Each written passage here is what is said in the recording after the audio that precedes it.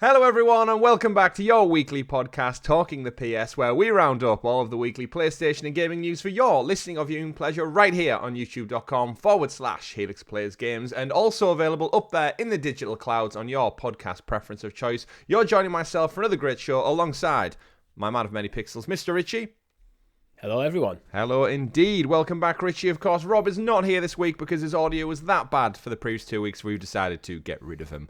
He's done. He's struck from the record, Richie. We continue with just the two of us. Of course, that's a lie. Really what happened is he tried to take the controller from his wife during a Hogwarts Legacy playthrough, and she killed him instead. So either outcome, he's dead either way. He's not really. He's just got busy. Either that, he's just got extra work to do. He's just got extra work to do this weekend. Adult life does get in the way, but what it doesn't get in the way of is you clicking like, subscribe, and ringing that bell so you're kept in the loop with all of the fantastic content we do here on the channel, such as this very podcast every Tuesday, XPass, our weekly Xbox podcast that goes live every Monday, our weekly live streams every Thursday, where this past week we dove into Halo again, Xbox, and of course, more importantly, ClickerCast every Tuesday, live, coming to you live, 8 PM GMT. I say live really like it comes into that announcer voice, live. I like it. Live. No, yours live. Was terrible. You live. struggled to say live there. It was like you had a frog in your throat. Live. It's live. It's live. That sounds like you're dying more than being alive. It's really hard to say some things badly intentionally, you know, to like mimic like a frog in your throat. Yeah, I guess it is. But hopefully audio will be smooth and crisp this week, and we'll get through all the juicy PlayStation news. But as I mentioned, ClickerCast, we round up The Last of Us every single Tuesday. Thank you for your support on that show. We really do appreciate it. And of course, we appreciate all of your support across all of our shows. If you haven't done so already, you can support the channel. Become a Helix Hero, one of our fantastic members, by clicking join on the YouTube video below from as little as the lowly price of 99p, Richie. In a world of inflation and rising prices and charges, since we announced our Helix Hero tiers, we've not raised the price once. I was going to I said Rios there. It was a combination of rise and rose. Risen. Who knows? To be fair, like Helix Plays Games, it's never been about making money. The support you guys give is always been used to pay for things that the channel needs to pay for, like taxes and like new assets and stuff like that. We don't pay ourselves, so yeah, that's why we've never really went back in and like retooled them to try and how do we get more money out of these people. Yeah, let's bleed. It's just whatever you want. It's why we have kind of a flat structure as well. It's like how much you want to give, you get the same thing. Absolutely. So if you'd like to support us, 99 pence, we'd appreciate it. It goes back in and it helps me buy video games that I fancy playing for the channel, which I guess we'll talk about in a short while. But we do have a great show lined up for you all. We're going to be talking about PlayStation Plus having potentially their best month ever, rounding up all of the news coming from the PlayStation VR2 report, because the journalists and reviewers have had their hands on it now, so we've got some good feedback from that and a couple of their games as well. Some new game announcements, some new news from Lord of the Rings and Hogwarts Legacy, and some Last of Us updates also. But before we head into all that, Richie, I'd like to know what you've been playing this past week. I'm a wizard. You're a wizard, Richie. So you've finally installed Hogwarts Legacy after your shitty internet. I mean, I was talking last week, I've on talking to PS or XPass, I can't remember which, is like, before ClickerCast I'll probably have played it. It just took literally about a day and a half to download and install. I don't know why, it did. But yeah, so I finally managed to jump into it. How long did it take to install in the end, out of interest? I think it was like, in total, from when I hit download, it was more than 24 hours. It's about 82 gig, right? Give or take? Yeah, there was a playable bit like before then, but I actually kind of played the intro section and then went, you need to finish installing it to play any further, you know what, once you get to Hogwarts. I was like, okay, I guess I'll play this tomorrow then. Don't you just miss cloud gaming in that regard? Yeah, sometimes. Yeah, absolutely. So I guess there's not much Hogwarts Legacy news this week, so how are you finding it so far? I know myself and Rob kind of gushed about it a little bit last week. What were your first impressions? So I haven't played that many hours, mate. I think maybe about 2 or 3 hours in. I'm actually just about to go to Hogsmeade for the first time. Hey, that's about where I'm at. Yeah, so I haven't done much in terms of story, but there's just something like about exploring that castle just puts a smile on your face. It just, I don't really want to play the story. I just want to explore the castle. And I think it's like, as the guy who's usually kind of pretty negative on open worlds, because I find them usually quite bland and you can kind of almost see like the game developers like, well, okay, we've created the space, what can we do with the space? I think the open world of like Hogwarts as a castle is actually phenomenal. It does feel like an actual castle that has been converted into a wizarding school and that you just happen to be there. It's also really densely packed with stuff. Oh yeah, there's so much stuff to do, and yeah, I think that's similar to you. So I've only put in about 3 hours because I did about 2 hours. I did my first look, and then I was so busy with work all week. I've been away from home, so I've not actually had an option to play. And yeah, I did an extra hour last night, so I genuinely got to the entrance of Hogsmeade and thought, right, I'll rest now. I'm off work this week, so I've got plenty of time to kind of put into Hogwarts. But yeah, that like exploration around the castle is just phenomenal. There's loads of little secrets to discover. There's the ghost walking around, the talking picture frames. There's so many little Easter eggs hidden within this, just the castle grounds alone. I think it's a sign of a great open world when you don't really want to use fast travel. I haven't used it once yet. I was kind of disappointed. Okay, they introduced me to the fast travel mechanics. Like, I don't really want to use this. I want to explore. I want to walk the corridors of Hogwarts and see what I find. Unlock like the mysteries, where I think even things like Horizon Forbidden West, as much as I enjoy that game, I was just pinging all over the map using fast travel towards the end of it. It was just like, it's good, but I think Hogwarts Legacy in terms of how that world is created is much better than Horizon. Yeah, I am not deep enough to tell whether the story's going to be better or whether the gameplay mechanics would be better than Horizon, but it's up there. I think this is a magical game. Magical, yeah, indeed.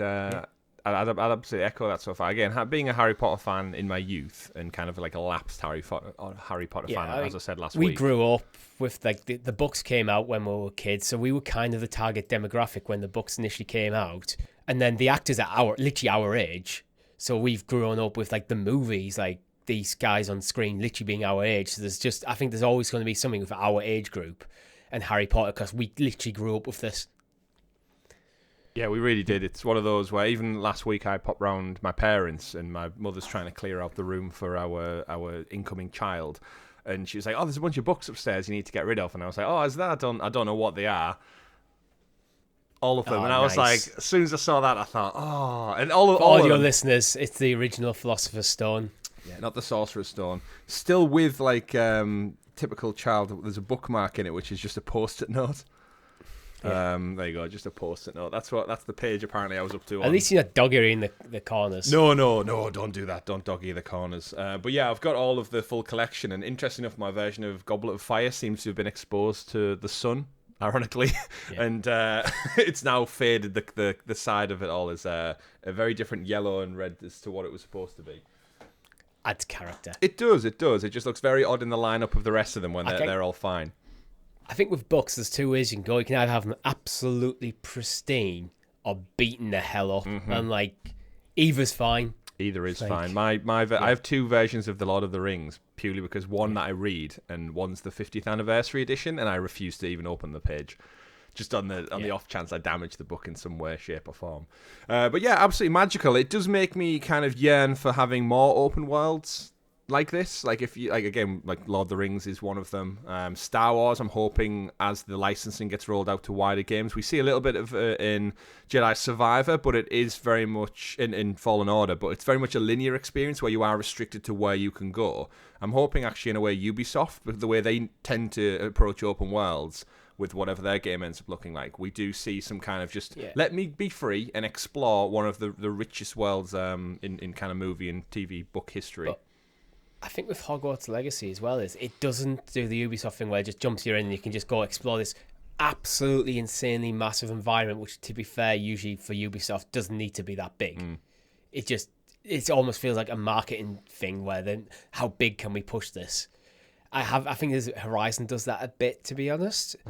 Hogwarts, it is open, but it doesn't feel like the decision to make an open world was because this was like the marketing team wanted to push this as an open world. It's an open world because they want you to explore the castle. Yeah. And it's not even fully open. There's like locked doors and secret passageways, which you can only unlock when you get certain spells. So it feels like as you play through the game, you'll unlock more of the castle, or you'll unlock shortcuts. And like that's kind of what I want for this world. Like It's like a Castlevania in a literal castle. It is. It is doing the kind of Castlevania thing in that, okay, as you unlock new abilities, you unlock more of the world.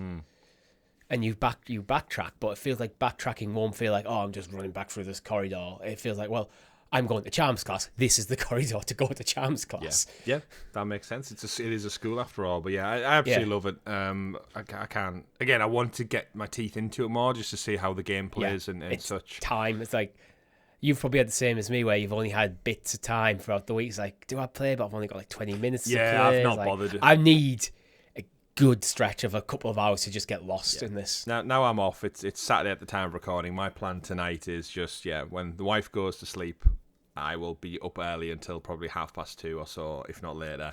Just living my best wizard life. But that's fantastic. Of course, we've got plenty of news to get into, Richie. I do want to do a quick stop story beforehand. I said to you kind of pre-show before we went live for our live stream on Thursday, which you should definitely join us and check it out. We're playing through Halo at the moment. About buying old games. So I've got quite an old video game collection. I always like adding things to it. And this past week, I've kind of gone on a little bit of a spending spree acquiring random games, potentially for the channel. So again, we might be doing some retro looks on the channel. It's something I've wanted to do for some time, but we've never got around to it because we've been so busy. But with me having a week off, I'm tempted and curious. And GoldenEye kind of spurred that on. I enjoyed GoldenEye so much, and then with us playing Halo, I'm having like a renaissance of older games in a way where I'd like to go back and just experience them again. I wonder if it's just because you're about to have a child. Is it the kind of going, oh, do I want to go back to the nostalgia of what games do I want to introduce my child to? These are the games that I fell in love with as a kid. Quite possibly, yeah. Just kind of relive them through. So I've gone back and I've purchased a couple of things. 2 that arrived this morning. There's a definitive theme. I've got 007 Racing for the PlayStation showed up. Perfectly fine. And I've opted for Bloodstone as well, which I never experienced on the PS3. So it's definitely a Bond-themed tinged one, made by Activision in the Call of Duty engine. And I'm very curious because apparently it's not a bad game. It just released several weeks prior to Call of Duty launching, so it kind of got buried in its own, kind of similar to Titanfall and EA launching it around Battlefield's window. Like, why would you do that? Why would you cannibalize your own sales? It's a bit too similar, and it just got lost behind the bigger title. Absolutely. But aside from that, I ordered another like nostalgic one, which was Lilo and Stitch: Trouble in Paradise, because my wife's a big Lilo and Stitch fan. I love Stitch. I think he's a fantastic character. He says his wife. It's Chris. I can do a mean Stitch impression, but I'm not going to do it here on the show.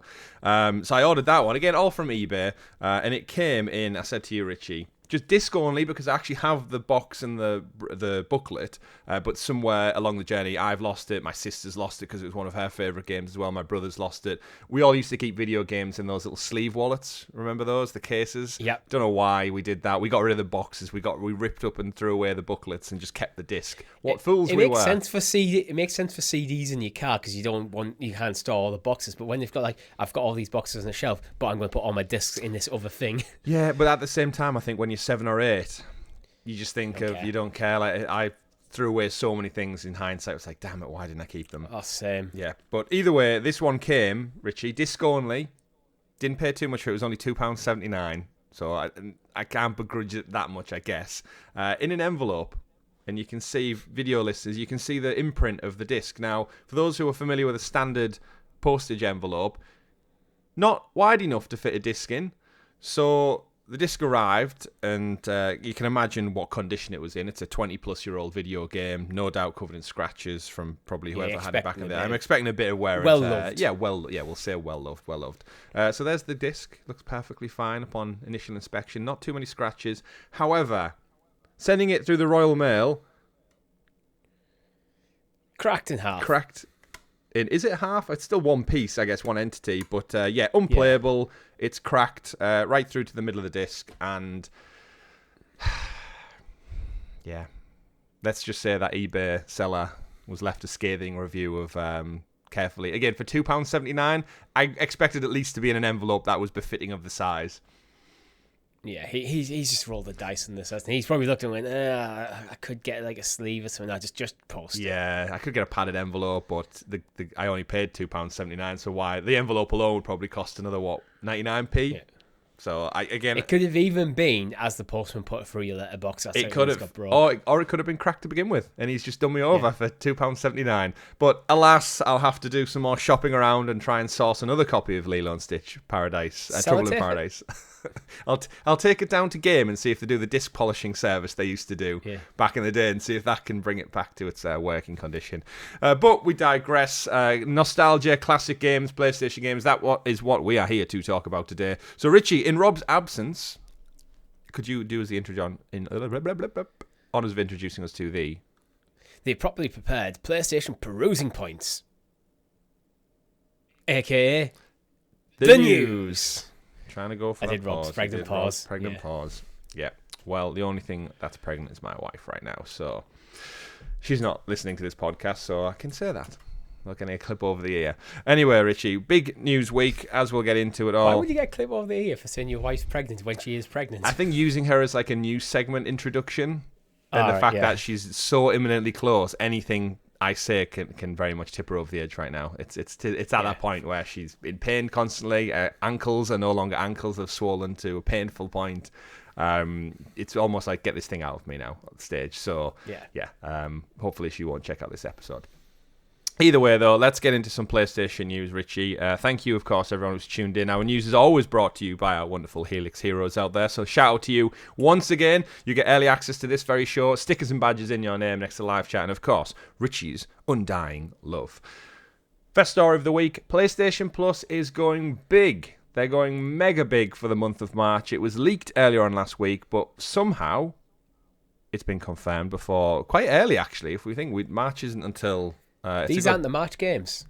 Are they not? Have I misread this? This is the mid-February update. These are all out this month. Shit! I thought this was March's titles. Wow. No, I actually corrected it in the doc as well. Oh, wow. I saw it. Okay, I've just been caught out there as well, completely. All games will be available Tuesday, February the 21st, which is today. Well, there you go, folks. You've got, talking the PS, a ton of games to go claim on premium and extra tier of PlayStation Plus, and ClickerCast tonight at 8 p.m. What better of a PlayStation day can you have? And I'm off work as well this Tuesday, so even better for me. I can go check out any of these games. But speaking of the games, Richie, what a month for PlayStation Plus. Arguably the best month yet. By far, I'll run through some of the games for our audience so you know. So if you're unaware, kickstarting things off, Horizon Forbidden West. Not the original, not Zero Dawn, the game that hasn't even been on the market for over a year yet. Forbidden West, available to claim and play for both PS4 and PS5. Followed by The Quarry, previously Stadia exclusive from PS4 and PS5. Also dropping, that horror spooky game. We've got Resident Evil Biohazard, aka Resident Evil 7, also preempting the launch of Resident Evil 4 in March. We've got Outriders from Square Enix for PS4 and PS5, which is also a massive AAA game that did amazingly well 2 years ago. Scarlet Nexus, which is a critically acclaimed darling for PS4 and PS5. Borderlands 3, the AAA game from Gearbox for PS4 and PS5. Tekken 7, Ace Combat 7, Skies Unknown, Earth Defense Force 5 for PS4, Oninaki, how do you say that one? Oninaki? Yeah, maybe. Never heard of it. Lost Sphere, as we get down this list, I feel so bad for the poor indie games. I Am Setsuna, Lost Sphere, The Forgotten City, which is a point-and-click game. And then we've got some premium classics for those on the premium tier. You get The Legend of Dragoon from PlayStation 1, Wild Arms 2, Harvest Moon, Back to Nature, and then randomly there's Destroy All Humans on PS4 snuck in there at the end. Richie, rather than break it down and go into them one by one, I think we do definitely have to start at the very top. Horizon Forbidden West, one of our favourite games of last year, PlayStation exclusive from Guerrilla Games. It's getting some DLC later this year in the Burning Shores expansion. Wow. Yeah, this is like, I hope this game sets a trend, because when we compare like PlayStation Plus to Game Pass, one of the things that Game Pass has is all the first parties come day and date, and then Sony's like, you might get them at some point. I hope like you kind of get this thing where I go, you know what, we're going to find this nice middle ground where games are going to come out a year later, they're going to go and get on PlayStation Plus. I think that would be a kind of nice almost cadence for PlayStation Plus if it doesn't want to do the full Game Pass thing. Mm-hmm. So if you didn't pick this up last year, this is like literally the best time to do it. Like with PlayStation Plus, it's on Extra and Premium. So I think Extra is probably the sweet spot for PlayStation Plus, personally. Yeah. Even though I have Premium. So I would recommend, if you haven't got PlayStation Plus Extra, honestly, it's worth a year. You'll save money getting a year's of Extra probably than buying all these games individually. Mm-hmm. Yeah. That's how good this month actually is. Like, and between like Horizon, The Quarry, Resident Evil, Borderlands, Outriders, and Scarlet Nexus, before you even get into some of the smaller titles, that's a lot of gameplay. There's a lot of hours to be had there. That could pretty much do, if you don't have much time, that could be your entire year in one go, easily. Like Horizon Forbidden West, you have the platinum for that game, right? Yes. So do I. Roughly how many hours would you say it took? I think it's probably in like the 80-hour range, depending on, maybe a bit less, depending on how quickly you play. Maybe a bit longer if you play very slowly. And there's parts of the map, although I have the platinum, I've literally I haven't completely covered, like, got rid of all the fog on the map. Mm-hmm. So there's literal places I haven't been. Yeah. So if I wanted, there's more, I could go back and there's more stuff in that world to do. Absolutely. And for those who might have only played Zero Dawn, in this adventure, Aloy, she goes out west. She goes to kind of San Francisco area. It's different climates and different kind of creatures we encounter. Those dinosaur robots and stuff, they're more kind of developed, and there's variations of them. And it's one of those things. I absolutely adored the game. Like you said, Richie, we both got the platinum trophy for it, but I didn't explore the whole world. I'm looking forward to Burning Shores coming out later this year. I think it's March, April time. It's one of those expansions where, because I love the original game so much, it's one of the DLCs I have gone back for. I did Frozen Wilds on the original title. Just like, it's one of those AAA PlayStation games where I know the DLC is going to be quality. I think this is kind of, for the modern PlayStation era, starting for PS4, the Horizon franchise is kind of your A-list, like, it's A-list, like, IP. It's up there with, like, Ghost of Tsushima, God of War, Last of Us. It's kind of this new, like, wave of PlayStation titles that's kind of took over from where things like Uncharted was in the past. Absolutely. Where Uncharted kind of is seemingly ended with the PlayStation 4 era. This is one of, like, the pallbearers for the PlayStation 5 era. And going forward, so absolutely, and you get it for free, just to claim it, which is insane. In time for the DLC as well, so it's like very timely. So you can play through that and enjoy it. Another one, I guess going through kind of the top picks of it. We've played a lot of these games, which is great. If you're curious about a lot of the titles on here, Outriders, Borderlands, Resident Evil, we have playthrough series available on the channel, so go seek them out. Great throwback to some of our classic content as well. The next one up for me is probably The Quarry. Again, this game only came out last summer, if memory serves, last June time. So, again, maybe not the season for a horror spooky game. A-list cast of actors getting together, and again, it's typical, almost like Telltale-esque, where you make your decisions from Supermassive. Very similar to if you've done any of the Man of Medan games or you've played Until Dawn back in the day. Reviewed fairly well, and we get it included for free. This is one I've watched a full playthrough of this on one of the YouTube channels I watch. I haven't played it, but I've experienced most of the story. Yeah. I think it's one we've pigeonholed for a potential horror stream in the future. Yeah. I think maybe this might be a Halloween stream this year, The Quarry. Yeah, I would lean into that as well, unless something crazy different comes out. Like a Saturday night or something, we'll get some beers in. We'll play through. You can play through it in one sitting, can you? Maybe not. Maybe that's pushing it. Yeah, but we'll see. Depends how quick you kill off all the cast. Yeah. How quick we get through it. The Quarry's out there. Really good game. Fantastic one to pop on there. We've also got Resident Evil 7, of course. So if you're maybe not into the storied side decision, you'd rather have some action. We absolutely adored Resident Evil 7 when we played through that 2 years ago now. Yeah, it'll have been about 2 years ago now. Yeah. Typical Resident Evil. This is the first one that brought it to first person. So changing from the usual. It was reinventing like the franchise, and I think it's almost becoming like a new like kind of like branching pathway of like the series can go. You can have your third person stuff, now you can have your first person stuff is in VR as well, or however it's not coming to VR this month on PlayStation Plus. Is it even? I don't think it's even on PS2 VR, to be honest. I don't think it's one of the titles. No, it's not. So it's interesting. So if maybe we'll get that in the future. If you've got the PS4 and PS5 version, they were saying, I think it works similar with Village. If you download the PS4 version, the VR will work. If you download the PS5 version, not that it's free with this month, but if you were to get that, the VR doesn't work with it. So there's some like weird crossover where you need a particular version of Resident Evil to be able to play the VR element, and it's not a title for VR2, but it is the original VR. So it's this hodgepodge of VR, and we'll get into VR later in the show. Resident Evil 7 really got me into the Resident Evil franchise. Then we played through Village and by proxy. So yeah, if you're into some horror action, it's one of the best horror games ever made. I would say it's really, really kind of revolutionized the franchise, and if anything, it's spurred them on to where they are today with Resident Evil games. So exciting to see that one on there as well. Other ones for us, Richie, I guess Outriders. One of those titles that was really big at launch, kind of faded a little bit with time, but I think it definitely garnered a lot of love from everyone who did play it. It kind of did this whole thing where there was a bit of mixed messaging, despite the devs trying really, really hard to tell people it's not a games as a service. Everyone looked at everything about this game and went, this looks like a games as a service. And then it came out, well, this is a great game. Then people finish and go, what's next? And the devs went, nothing, that's it.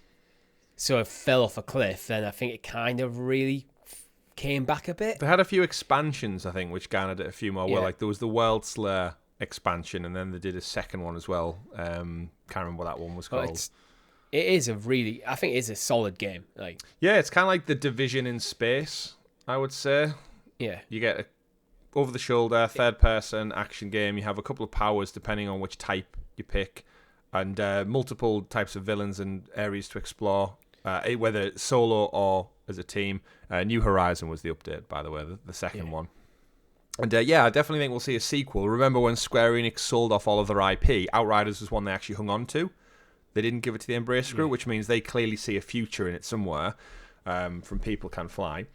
But Outriders. Any other ones you'd like to call out specifically? I've not checked out Scarlet Nexus, so I can't give any credit to that. I haven't checked it out myself. I intend to, but it's kind of a Metacritic. It's like it's like an 80. So it's pretty solid. It looks like a pretty solid like action JRPG. So I don't really know too much about it. It's generally received pretty solid reviews. There's quite a few 10s in it. I think it's one of them. If you're into it, it's going to hit 9s and 10s. If you're not, it might be 6s and 7s. You know, one of them where it's just like it's not a game for everyone. That's just the impression I'm getting reading through some of the critical and user reviews and Metacritic, but I haven't delved into it enough to like give a good overview of the game. Absolutely. And then we've also got Borderlands 3, which I think everyone knows what Borderlands 3 is. Surprisingly enough, I do feel like Tiny Tina's Wonderlands fell off a cliff. It had a little bit of praise, but then I don't think anyone ever spoke of it beyond the month of launch. And even more so, Richie, Borderlands 3 being on this list, you know what it reminded me? What? The new Tales of the Borderlands game came out this year, and I did not see anything. I didn't see any. I think we said at the time at launch, we didn't even know when it came out because they didn't market it at all. But it's crazy to think there's one of my favorite Telltale games of all time was Tales of the Borderlands. They made a spiritual successor sequel to it in-house at Gearbox, and I don't know anyone who reviewed it, talked about it, praised it. Is it good? Is it bad? Have they killed the franchise? Or it's crazy. I don't think they have. Borderlands 3. I think the problem with Borderlands 3 is it came out way too long after like the pre-sequel. Like Borderlands 2 and pre-sequel is kind of like the peak era of the Borderlands. I think that's when like the original Tales from the Borderlands came out in that kind of era. Then there was a significant gap in time. And when Borderlands 3 came out, it just felt like just more Borderlands. But when you have that big gap in time, you almost want a bit more. You want to see a bit more iteration rather than just bring out just the next game in the series. Yeah. You want to see a bit of a bigger jump in terms of what the series is offering. So while it is a solid game, it's almost when I was playing through Borderlands 3, is that I was almost thinking like, I think I'd almost rather be playing Borderlands 2 at the moment. Yeah. I think Borderlands 2, even to this day, is the better game. I think the pre-sequel is better than 3. Because it isn't, in terms of visual fidelity, Borderlands 3 is the prettiest game. But because it's so stylized, You can't tell, yeah. the early games hold up very well. So it's like, well, mechanically they're very similar. So I was like, which has got the better story, which seems to have the better world? I think 2 and the pre-sequel are better than 3. Right. It's not by no means a bad game. Just how does that That was look? just the impression I got when I was playing it on Stadia. When it dropped, I was like, I could just be playing Borderlands 2 right now. That's fair enough. Probably having more fun. Fair enough. The only kind of real one that for me that stands out, again, there's a whole great list there. Go claim them and play them as you will. The big one for me was Legend of Dragoon. Was one of the PlayStation classics that we're getting. Now, I've never played this game, but I've heard a lot of people say like this is, if you're going to remake a JRPG from the PS1 era, this is the one that everyone always shouts about and says like yes. But I don't think it's got enough of a following for someone to actually merit it and put it into production Final Fantasy style. But people back in the day, I've heard them say like Legend of Dragoon is better than the Final Fantasy out of the time. Have you played this game? Just need to take, or not? I haven't. I didn't own a PS1, so I've never played it. Maybe they just need to roll the dice. Sometimes you just need to roll the dice and stuff and go, if it has got that cult following, I think JRPGs now in the West are bigger than they were back in the PS1 era. Very true. In the PS1 area, it was pretty much Final Fantasy, and that's about it. I think maybe they just do need to just roll the dice on this and go, you know what we're going to do? We are actually just going to remake it and just take a punt on this, because it's probably, if the story is better than Final Fantasy VII, they should be able to market that somehow.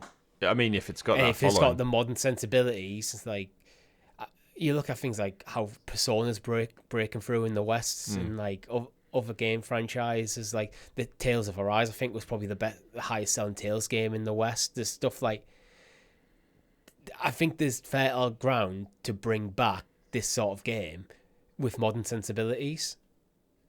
Give it the Final Fantasy VII remake treatment. Yeah, just do it. That was my Preferably approach. don't take years between. Don't split the game up into like 3 or 4 parts and take years between each of them. Just as it is a single drop. But yeah, interesting. So yeah, Legend. Do it, you cowards. Legend of Dragoon, indeed, one of those titles where, yeah, it's added to the PlayStation Plus classics. They're slowly chipping away at them, Richie, and making that library a little bit bigger. It's still always going to miss a few big ones, but what a month for PlayStation Plus though. So You know what? this isn't even March. I'm watching some gameplay of it, and it's literally Final Fantasy VII. It's obviously the story's different, the mechanics are different, but the menus look the same. The art style, it's that PS1 era like Final Fantasy game. Yeah, it's the way everything's polygonal, but then like has about 3-4 different art styles depending on the circumstance. And like, yeah, when I saw the footage for it, immediately I just thought, like, this is something, if they remade it, this is something you'd enjoy. If it is so well kind of reviewed from history, then fantastic. But what a month. I can't believe this is just a mid-month update. Like, when I saw it, the titles were so big, the announcements, my brain just defaulted to, this is March's games leaked. But yeah, wow. What a month. I mean, if this was March's games leak, that's a bloody good month. Yeah, exactly. Like, full stop. What are the chances March is going to be underwhelming now? Because I felt February was underwhelming at the start of the month. What was February? Mafia Definitive Edition. I can't remember what the rest of them were. I can't remember them off the top of my head. But I remember looking, going, okay, I've got everything on this title, played it or not interested in playing it. It just felt one of them months. And it's like, okay, it's not a month for me. And now they just completely went, oh yeah, here you go. That's good. There it is. Evil Dead the game, Ollie Ollie World, Mafia Definitive Edition, and Destiny Beyond Light. Do you want to know Mafia Definitive Edition's update? While we're on the topic of it, 1,011 days since it was teased on Twitter, 876 days, and it's still not on Stadia yet. We digress. And it never will be. No, it never will now. Moving on, though, we've got some further stories to talk about, specifically because PlayStation VR2 is imminent, Richie. Actually, when this show goes live, it comes out tomorrow. So any of you lucky people out there who've excitedly put down a pre-order, you've got it. You can get your hands, or I guess your face is on it. You get a face on You don't get hands-on with the VR. I guess, you get hands. You do. You do. New Sense controllers. Sense controllers, that is very true. We've got a review roundup for all things PlayStation VR2. According to the critics, the hardware is technically impressive, but it lacks a killer app to make it the hard sell, which I think has been our problem here on the show for quite some time, is that I totally have faith in the technology being best in class VR. However, the library leaves a lot to be desired for dropping £500 plus £50 on this piece of tech. That's it. That's always been our take, whereas like we 100% look at the tech, look at what the promises and goals. If they land the promise of what the tech can do, this is a phenomenal piece of gaming equipment. Mm-hmm. However, for that library they're offering and the price of it, I've just went, I can't justify the cost of this when there's so many great games I have never played that I have access to with Game Pass and PlayStation Plus. Yeah. I mean, we say every week how little time we have to play. It's worth it to me. Like, yeah. Let's look at some of the reviews, though. IGN gave it a 9 out of 10. With top-notch visual quality and immersive tactile sense controllers, PlayStation VR2 represents a quantum leap over its predecessor, setting a new standard for console VR gaming. VGC gave it a 4 out of 5, quoting, PSVR2 is an amazing headset, but whether it's worth it to the average PS5 user yet is to be seen. As despite the amazing technology, the software so far isn't enough to convince most to run out and buy one. And Game Informer said, PSVR2 is the next logical step for the sub-platform. It works with Sony's latest hardware. It improves on basically every aspect of VR, but it's not quite virtual reality revolution I feel we've been waiting for since the advent of the medium. So overall, good reviews. 9 out of 10, 4 out of 5, all positive praise, but again, it's coming back to that library of games. It needs to get the library of games and get the price down. That 5 needs to be more of a free. Yeah. To make it even, before I'd even consider it, to be honest. $399 seems to be, I think, what I would be willing to push to.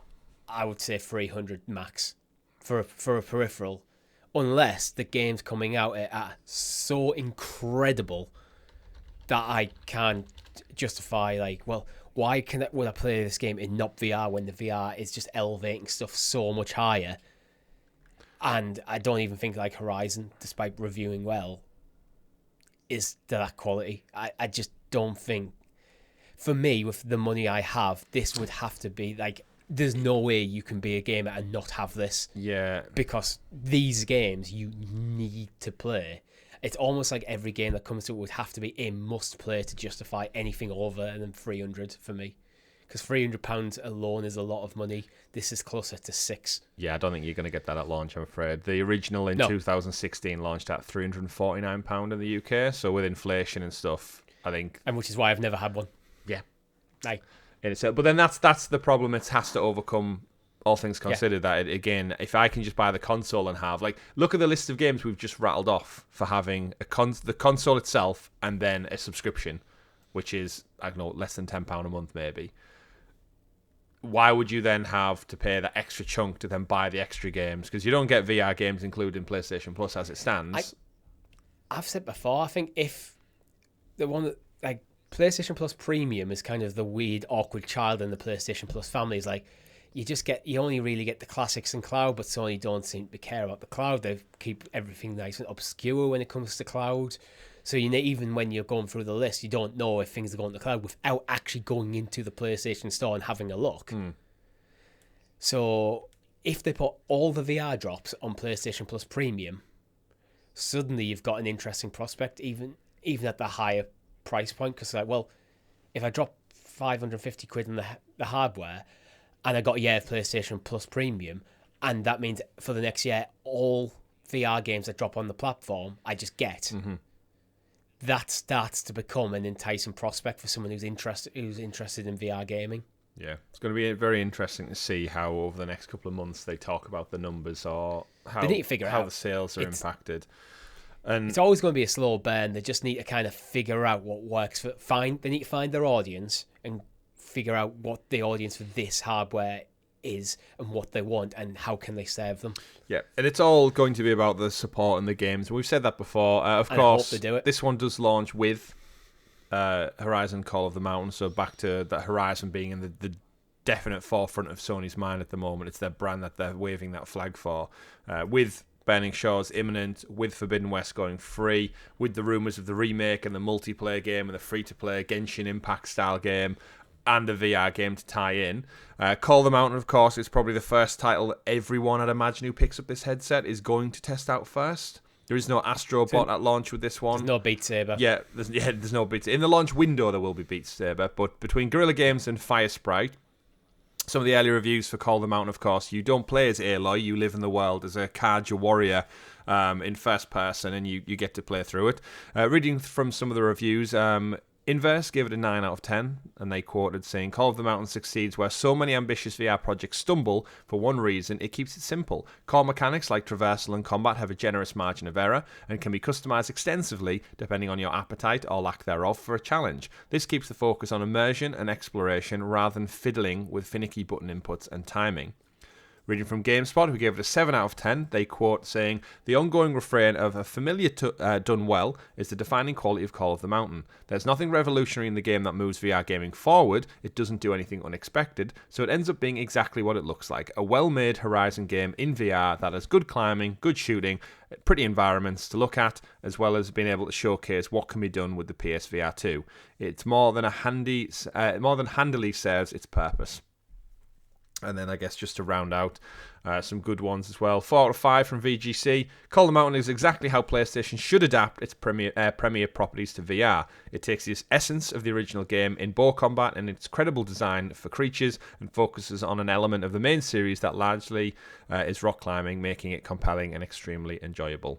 So the gameplay I've seen of Horizon, Richie, it looks like, again, you've got that traversal, using your hands to climb up and get around. You've got the bow mechanic, which is, of course, pulling it out from the back string, pull and shoot, bang, just like you would expect to. You eat apples for food. Pick up an apple, hold it under your mouth, crunch away, that heals you up. You craft items for like your pickaxe and stuff by actually getting things on a crafting table, a stick and a clump of sharpened stone and putting it together. So all the things you would expect from a VR game, just with that Horizon skin over it, that beautiful exploration of this world. Yeah. And it seems to be it's a winner. It's not going to blow the minds of anyone, but it definitely feels like if you get this headset, this is your packing game almost. You're going to have a phenomenal time, but is it enough? Yeah, that's always been my things. I 100% expected this game to be fantastic. It's Sony first party. They're going to use it like in the Astrobot thing, where they're going to use this game to show off, to showcase what the hardware can do. So all the little nuanced features that the hardware can do is going to be in this game, while also being a very solid game. We know Sony great at that. Like, if you remember Astrobot, pretty much playing through that game kind of taught you everything you need to know about the DualSense. You're going to get the same thing here. Yeah. Astrobot VR was phenomenal as well. Like that, we got that before we got the PS5 game. Yeah. And it was phenomenal being in that world with a little cool kid. Okay, I think survival games, sort of like your Ark Survival Evolved and stuff, they could be a great place for VR.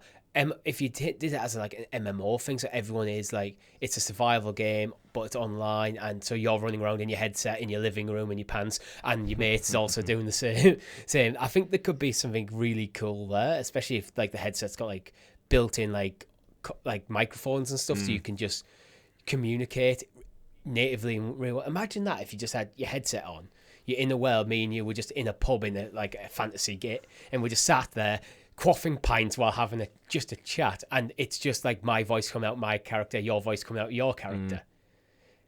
That would be cool. Are the pints real though?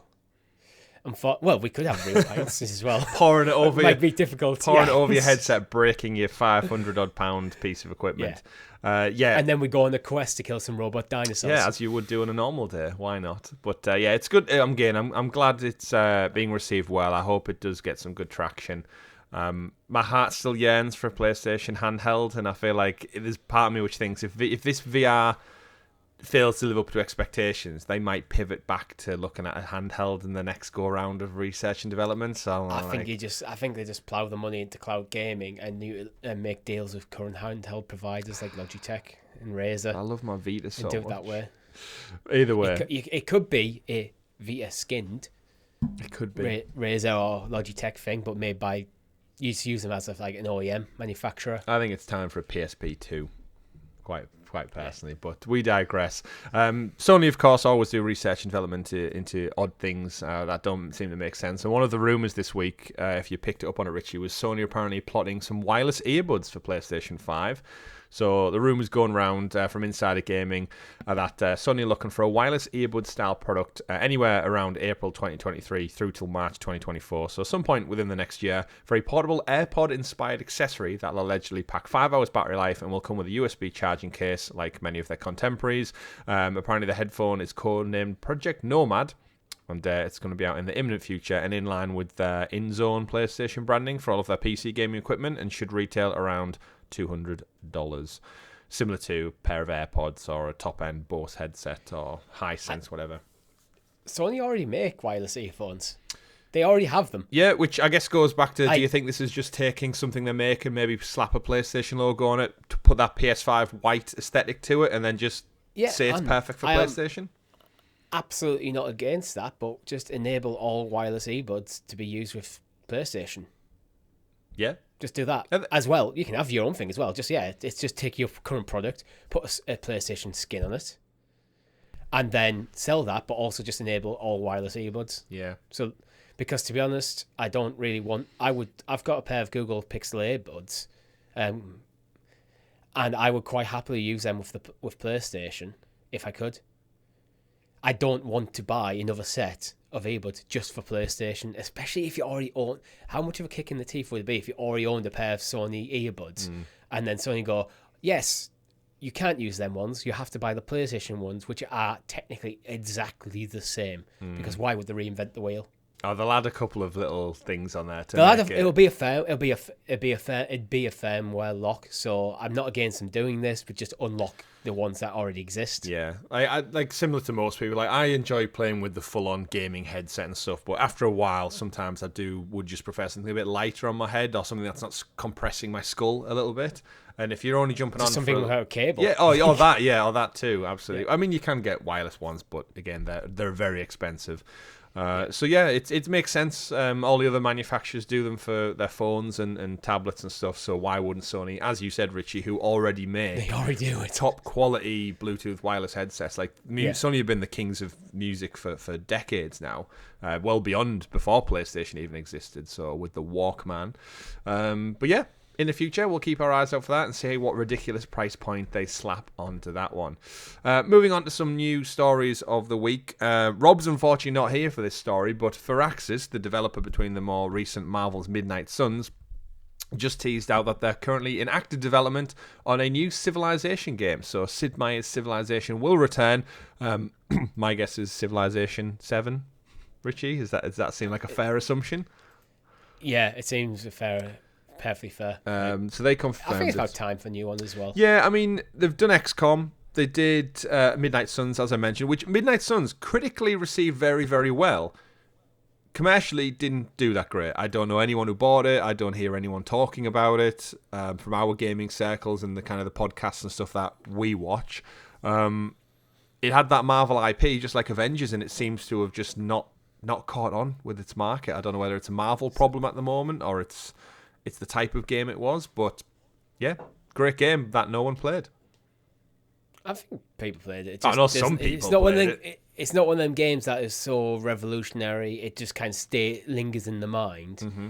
And it also didn't really have the same sort of staying powers like as an online, ever-present game. But going back to Civ, Civ 6 was great. Guess when it came out? Civ 6? Yeah. I mean, it's in front of me on the article now, so it's hard for me to guess in earnest. Yeah, 2016. So. Yeah. But it's like you can get it at $4.99 on Steam at the moment. So if you fancy playing some Civ, I'd say don't wait for Civ 6. Don't wait for Civ 7. Just get Civ 6 on PC for $4.99. So it's 90% off until the 2nd of March. So Richie, you know my gaming taste. We've been gaming alongside each other for many, many decades now. I've never played a Civ game. I think I might have played a demo at some point. Give me a rundown of what it actually is. Like, why does it? I'm obviously a huge Age of Empires fan. I've played all those games, but what sets this aside?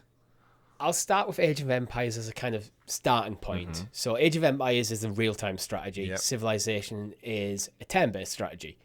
So you've got that immediate thing. It's like the enemy isn't doing stuff at the same time as you. It is you take turns. You have so many action points to do per turn. And as you go through turns, like this is when your movements, like, okay, you'll start your new turn. What are all my cities doing? What's the production looking like? How's the growth of my city? So you're not building individual buildings, like placing them on the map. You'll have a city in like a hex grid, and you'll go into your city and go, right, I need to build a barracks there, because by building a barracks, then I can build the next level of units and that sort of stuff. And it's going to take 5 turns to build the barracks. So 5 turns later, the barracks is done. Okay. And then you've got units which you put on the map. The units can move so many like hexagons based on what the style they are. But with Civilization, you go all the way from like basically like caveman to futuristic. Yeah. So basically the entire span, like past where we are in real life. So you might start off with literally just guys with sticks and stones just hitting rocks together and going, I hit a rock. And then you go to outer space launching nukes at each other. All right, okay. But I think you could enjoy it if you're okay with that kind of turn-based thing. So, again, very, very similar to Humankind, right? Yeah. That's Humankind is basically Sega's equivalent. Right, and we played Humankind back in the day during a Stadia event. I enjoyed what I played of it, but I did have your guidance helping. You were almost like my political advisor, taking us through the decisions that we made. But I enjoyed it. It's just, I feel like because I'm such an Age of Empires fan, I'd get frustrated at the turn-based element of it. That's always been my problem with video games. That's why Final Fantasy never got me, because it was like, I need the action. I think you would get over that in this game, because when you start to build your empire up through the map, and like the kind of micromanaging all the different cities and all your different units and position them on the map, and so I think you could get into that. Again, I buy Civ 6, never go. Like, it's $5. I probably own it in some way or form via a subscription at some point. I do think the problem with Humankind was when I played it, it's like, okay, this is good, but Civ 6 I think is better. And because I play like maybe once a year, I'll jump into Civ. I'll play for a couple of evenings, just play through one map, and then I won't touch it again for months on end. I'm not an avid player of these games. Yeah. So it's like, well, I don't really need Humankind because I've got Civ. That's why I think I never really went back. Every time I had the edge to go back to something like Humankind, I always end up playing Civ instead. Definitely. Interesting. Fair enough. It's worth trying. Yeah, and you should definitely check out our Humankind first look if you are interested in this type of game and you can't wait for the next Civilization, because it's one of our best performing videos on the channel, so it's clearly something juicy in there. Final few stories, Richie, just to round out this week's show. The Lord of the Rings games, which we're both a massive fan of and love to see more of. Apparently, the Embrace Group, who acquired the rights last year for many, many monies, have apparently 5 Lord of the Rings games in development, and they'll be releasing by the end of 2024's financial year. This comes from this week's Embracer financial reports and earnings calls, where they essentially addressed that there's 5 projects based on the IP franchise rights that they acquired in part of the merger, which include The Lord of the Rings and The Hobbit. We should probably point out that the Gollum game, which isn't made by Embracer, but that's probably one of the titles, because they've inherited the franchise. They'll get no doubt royalties from Daedalus' long-awaited Gollum game, which has been pushed back and pushed back and pushed back. It's supposed to be coming out this year. We'll see. But there's 5 other titles in the works. Any hazard a guess, Richie? What do you think Embracer, with their wheelhouse of studios, what can we expect? I'm guessing there's probably a mobile game that'll come into this somewhere. I'm worried that they're saying by 2024. That's a very short turnaround, yeah. Gollum, fine, it's already in development. But if you've just got the IP, I'm assuming it's not going to be like a Shadow of War, Shadow of Mordor game, because I'm assuming... That's Warner Brothers.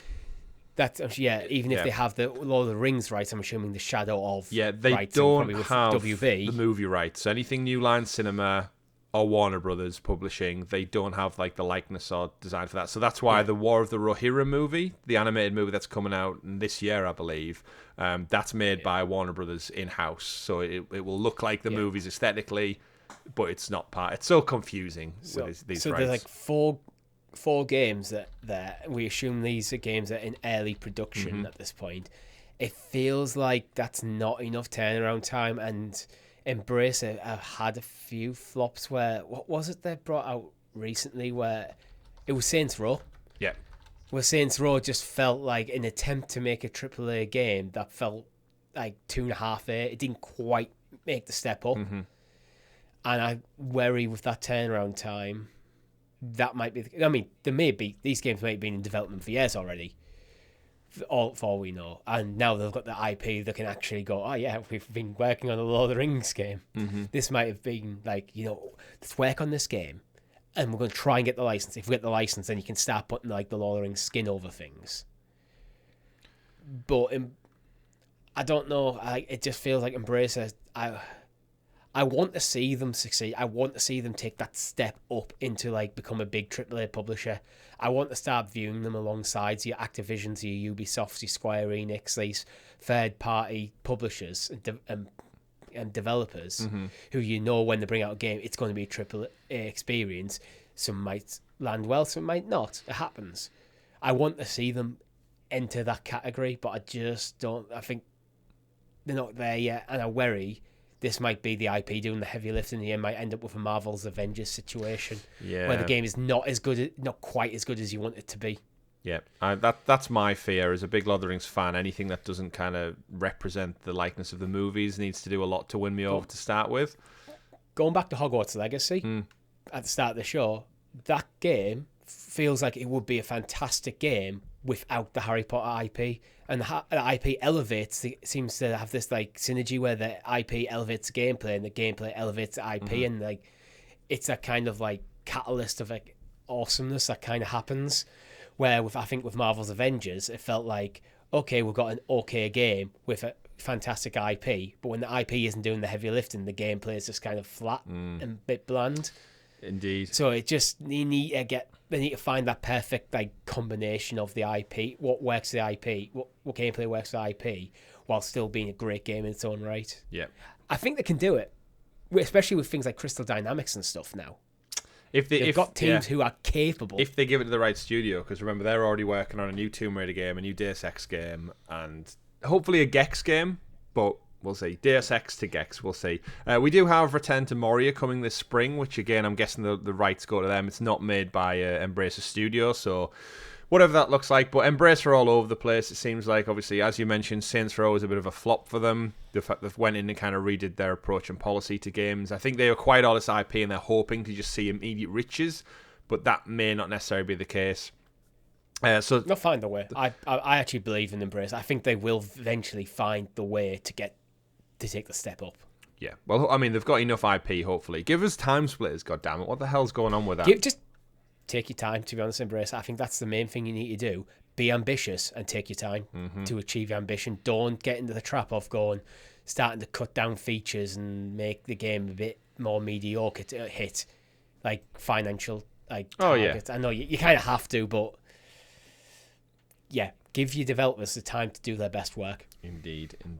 But speaking of time, Richie, that does bring us to the end of this week's episode number 36 of Talking the PS, where we round up all the PlayStation news for your listening or viewing pleasure right here on youtube.com/Helix Plays Games, and up there in the digital clouds on your podcast preference of choice. Join us this Thursday, for another weekly live stream with you, the wonderful community. And of course, don't forget to check out the ClickerCast live every Tuesday. If you're enjoying HBO's The Last of Us adaptation, then join us in the chat as we break down every character point, every story beat, every game adaptation, and much, much more. Thank you very much for tuning in. My name's been Chris. And I've been Richie. And remember, folks, play wherever makes you the happiest. See you next week. Goodbye.